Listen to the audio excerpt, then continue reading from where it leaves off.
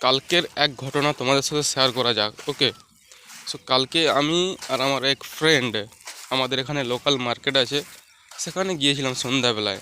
ওকে, একজনকে ড্রপ করতে, আর একটু ঘোরাঘুরি করলাম। ওখানে দেখি একটা টি শপ আছে, ওখানে আমরা প্রায় যাই। আর সেখানে দুজন, একজন ছেলে একজন মেয়ে দাঁড়িয়েছিল, তারাও চা খাচ্ছিল। সম্ভবত তারা ক্লাস 9-10-তে পড়বে। Okay, and I think they are dating each other, তারা গার্লফ্রেন্ড বয়ফ্রেন্ড। অ্যান্ড আমাদেরকে দেখে, আমরা যখন চাটা রিসিভ করছি, আমি আর আমার বন্ধু, ওর বয়ফ্রেন্ড ওকে বলছে একটু সরে যাও। মানে আমাদের থেকে কীরকম একটা মানে কীরকম একটা অদ্ভুত লুক দিয়ে বলল ওখান থেকে সরে এসো। মানে আমরা যেমন ফালতু, ভাই ওই বয়সে আমরা ঘুড়ি উড়াতাম, সাইকেলিংয়ে যেতাম। Still we don't have any girlfriend. Okay, নেই সেটাই ভাবি যে করি না কেন।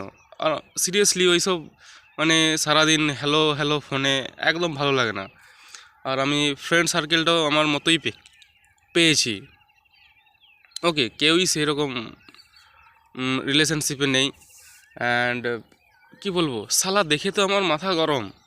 আমি বলি এটা সেটা বলে দিই, কিন্তু দেখছি বাচ্চা যতই হোক, আমরা সিনিয়র। এক তো তোদের বাড়ির লোকেরা এখানে পড়াশুনো করতে পাঠায়, তোরা শালা এখানে এখন থেকে প্রেম করছিস, আবার আমাদেরকে এইসবভাবে ব্লেম করছিস কেন ভাই? তারপর আমি ভাবলাম যে আমাদের মধ্যে কী ফল্ট আছে যে আমরা করতে পারছি না। তারপর গুরুজির একটা ফেমাস কথা মনে পড়লো, নিশ্চয়ই তোমরা দেখেছো, কোই তুমসে প্যার কিউ করেগা, why someone will love you, what you have. আমাদের তো কিছুই নেই, কি আছে? না ভালো কথা জানি, মানে টু ইমপ্রেস সামওয়ান পারি না। মিথ্যে মিথ্যে কারোর ব্যাপারে মিথ্যে কমপ্লিমেন্ট দিতে পারি না।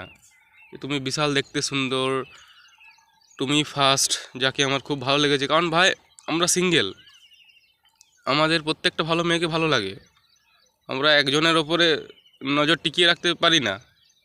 ওটাই সিঙ্গেল লাইফের বেস্ট একটা অপরচুনিটি। তুমি যাকে দেখছো তাকে নিয়েই বন্ধুদের মধ্যে কমপ্লিমেন্ট চালু করে দাও।